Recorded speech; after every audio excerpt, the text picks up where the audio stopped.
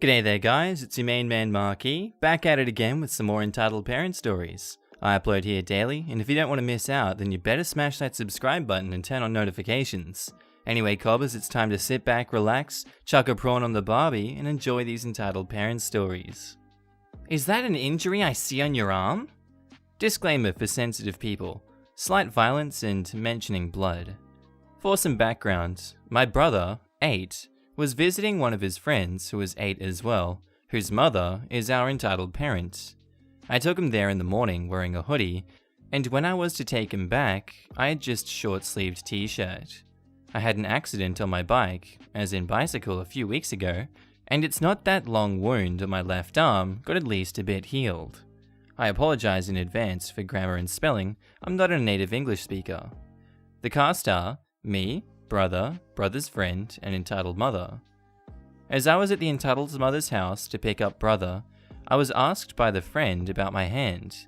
Then he says, "How did that happen to you?" Well, it's a bit of a longer story, but I fell on my bike on a rocky path. Oh, are you okay now? Still hurts a little, but it's fine. Thanks for caring. Entitled mother now came to the front door. "What have you been saying to my kid?" "Oh, hello. He just asked me about my injury." "My injury? Where?" "His left arm. He fell off a bike." "Really?" "Yes." Entitled mother grabbed me by my left hand, perfectly on the injury, and pulled. "Ow! Easy, what are you doing?" I took a look, and since I got binding down just the day before, and had these butterfly-like plasters to help with wound staying closed after some hit, or pressure after the stitches were put out, the wound started to bleed. Nothing bad though. Entitled mother, "That's not from a bike incident, it's from self-damaging." "Sure, lady, cutting yourself leaves the same injuries as falling at 35 kilometers an hour on a rocky path." "Yes, lady, I damaged myself by attempting to damage my stuff and putting myself in extensive care unit while I'm at it." Me, "I'm not a biologist, but the wounds from a knife cut look a bit less than the wound from smashing your arm onto a rocky path." Entitled mother, "Where the F is that? Your blood is staining me." Me, "Perhaps if you didn't pull like that?" Entitled mother, she tightened her grip and pulled me closer. Friend, "Leave him alone, Mom. He didn't do anything." Entitled mother, "No, sweetie, he's putting such a bad example." Me, "Lady, please let me go. It hurts, and I don't think you want to cause more serious injury." Entitled mother tightened her grip again. "Listen here, you little..." Side note, I carry a stiletto switchblade in my pocket most of the time, excluding school or other public buildings. I pulled out the stiletto, which made her back up a little bit, but still her grip hurt a lot. "See, you're even carrying that thing around." "It's called self-defense. Now let me go." "I'm calling the police. You'll get arrested for assault." She finally loosened her grip, but still held me. Friend and brother came back with some bandages. Surprisingly, entitled mother has let me to bandage my arm. "Stay here. The police is coming." After a while, the police arrived. Enter P1 and P2. P1 to entitled mother, "So, what did actually happen?" "He assaulted me with a knife." P2, seeing my arm in a bandage, blood stain on entitled mother's hand, but no wound and several drips on the ground. "May I see the knife, please?" "Sure." I hand him over a perfectly clean blade. P2, "Have you cleaned it since we were cold?" "No, sir." "Then why did you pull out a knife on this lady?" "It was self-defense. She grabbed me by the injury on my arm to the point that it started to bleed." "Could we see the arm, please?" I put the bandage down. "Ma'am, if he assaulted you, why does he have perfectly clean knife? There's no blood, opening injury and bruises on his arm, while you seem perfectly fine." "He cleaned it." "I don't think you can perfectly clean blood from a blade to make it look like it's just unpacked with a t-shirt or toilet paper." "He's also damaging himself." Police too. "That's a serious issue, but not a crime." "Is it true, young man?" "No. I have the injury from a bike accident." "Ma'am, can I please take a sample of the blood on your hand?" "Why?" "So we can see whose blood it is. It will help us with the investigation." Entitled mother reluctantly let P1 take a sample. She was then asked to wash her hand. Entitled mother washed her hands, and what was that? Perfectly uninjured hands. So, ma'am, since you don't seem to be injured, young Min here has opened wounds and several bruises. I don't think he's assaulted you. Now, I knew that my brother was and is raised to no matter what, always tell the truth. Why don't the kids tell their thing? That lady grabbed OP first, so he took the knife. Friend didn't say anything, but I don't blame him. Police officer 2. Ma'am and young man, you both need to come with us. At the police station, we both gave our sides of the story. I had to give the blade as evidence, and the blood was tested. No traces of blood or anything else was found on the blade, and blood from entitled mother's hand was found to be mine. I was asked about pressing charges, declined, but will have to go in as a quote-unquote witness when the state charges her for assault on a minor, injury, and lying to authorities. And yes, my stiletto is safely back in my pocket. I will try to keep you updated. Our next story was posted by user Echinoderm Only, titled, At 2 days past my due date, I shouldn't have used the expectant mothers/parents with small children parking spot. My pregnancy was okay up until the last month. It was 95 degrees outside. I was retaining so much water, my sandals hardly fit on the biggest setting, and I was constantly in pain. It sucked. I run, or waddle to the store for a couple last-minute things for the baby, and I was so relieved that there was a parking spot for pregos and parents near the entrance. I pulled in and took a few moments to chug water and gather my things when I noticed a car pull up to my left. They were half in the handicap parking stall and yelling something out the window. I rolled my window down and hear, "You shouldn't be in that spot, you don't have kids. My son shouldn't have to walk from the back of the parking lot," or something to that effect. I was a little stunned to be yelled at, to be honest. I calmly told her that I was very pregnant, and this stall was for pregnant women too. She kept talking to her son, but at me. You know what I mean? Like, "Sorry son, you just had to walk in the heat because this lady parked in our spot." So I opened my door and hoisted my giant land whale-esque body out of my car. She was still turned around, talking to her son, and when she finally saw me, I was about 3 feet away from her window. I bent down, I tilted my head, and said, "Do you see how pregnant I am? I think you and your son will be okay walking." And then I saw her son. He was like 7. That kid can walk. She just sighed and drove away. I was so ticked. I wish I said more to her. Our next story was posted by user NannyLynn62, titled, "Stop sending your kid over. I am not a babysitter." At first I wasn't sure if this was an entitled parent story, because I think this woman is just plain crazy. But after reading a few of these things, I have figured out that crazy and entitled are one and the same. Years ago, this new neighbor of mine, she had recently moved to a new house on the street over, kept trying for the better part of a summer to use me as a free babysitter.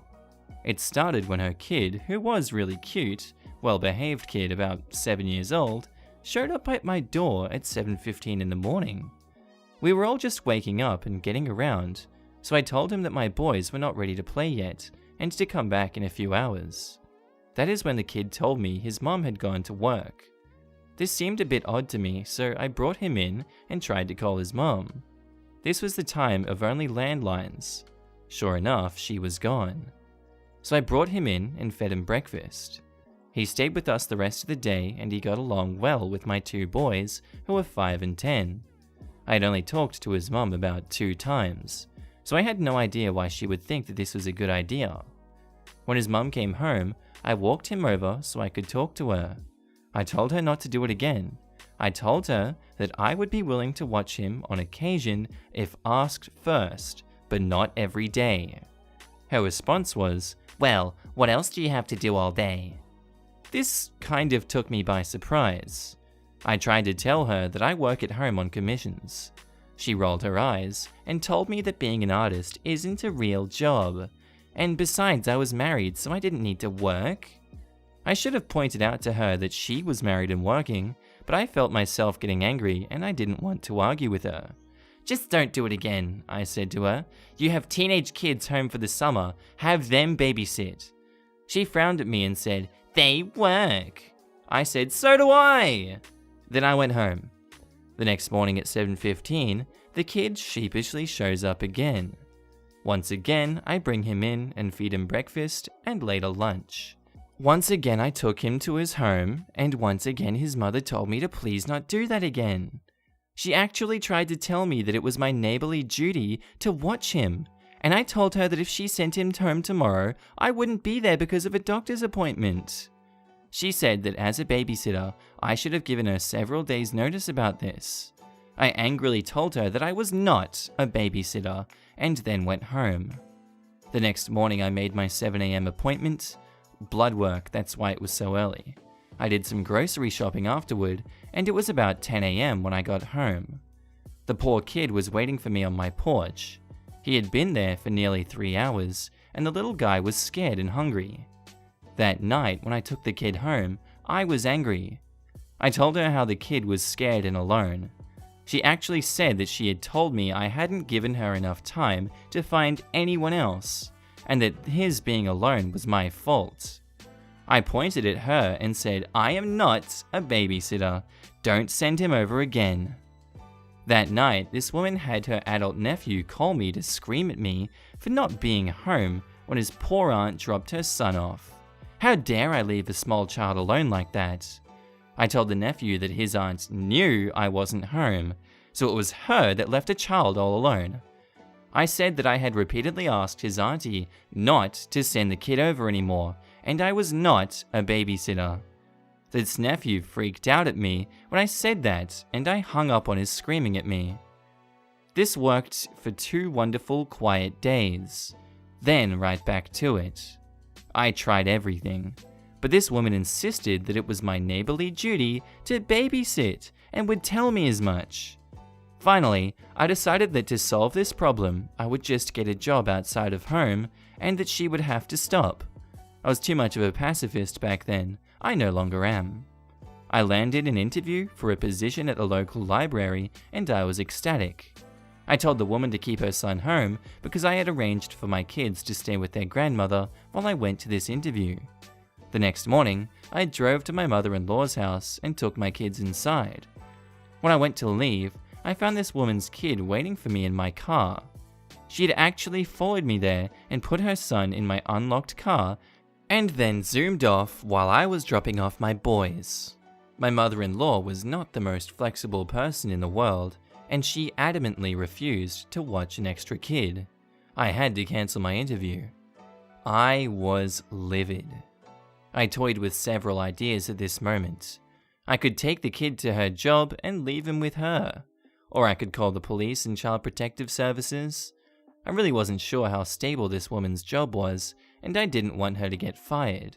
And when I went to go call Child Protective Services, I chickened out because I really wouldn't be fair on the little boy. Besides, I had heard really scary stories about the Child Protective Services.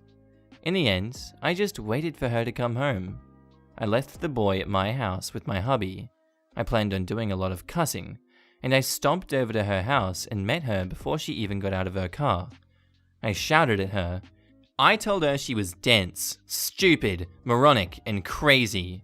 I told her that she had lost me my job interview, and if she sent her kid over to be watched again, I was going to call CPS and the police. I told her that she was violating my space, and if it took going to court to get her to knock it off, then so be it. She then put her hand on her hip and in her most snotty tone said, "Well, if you didn't want to sit with him, all you had to do was tell me." I really do not know how I kept from punching her right then and there. This comment was so asinine. I turned on my heels and started stomping home when I saw her husband pulling up. Now, this was the first time I had ever met her husband. He worked at a job that only allowed him to be home on weekends. And I can't blame him. I wouldn't want to be around her either. But when she saw him, she turned tail and ran into her house. He saw that I was upset and asked me what had happened. I told him all of it. Especially the incident at my mother-in-law's. This poor man was shocked. He had been told that I was being paid, and he had been giving her money to pay me. He had no idea all this had been going on, and he was very, very apologetic over the whole thing. In fact, he apologized again to my husband when he came over to pick up his little boy. Finally she stopped sending her kid over. Later, I heard from others that she was bad-mouthing me and warning folks about what a horrid babysitter I was, but I took that as a favor. I didn't want to babysit any kids other than my own, and I still hate doing so. I don't hate the kids. I love kids. It's just dealing with the parents that I don't like. The kid came over only once in a while after that to play with my kids, after he called first to get permission, exactly the way that it should be done. I'm sure his dad had something to do with that because the kid only came over on weekends. This is one of a few stories I've had involving this crazy lady. Her only entertainment in life seems to be seeing how bizarre she can act in this neighborhood. I'm luckier than my other neighbors in the fact that she leaves me alone now, and I am very happy with that. Howdy ho, Marky Army. Hope you enjoyed the episode as always. If you want to subscribe, click the big boy button on screen and listen to our latest playlist by clicking that bad boy also. If there's anything else you guys want to talk about, feel free to hit me up in the comments down below. Chuck this one a like, and I'll see you in the next episode, guys. I hope you have a good day. Bye.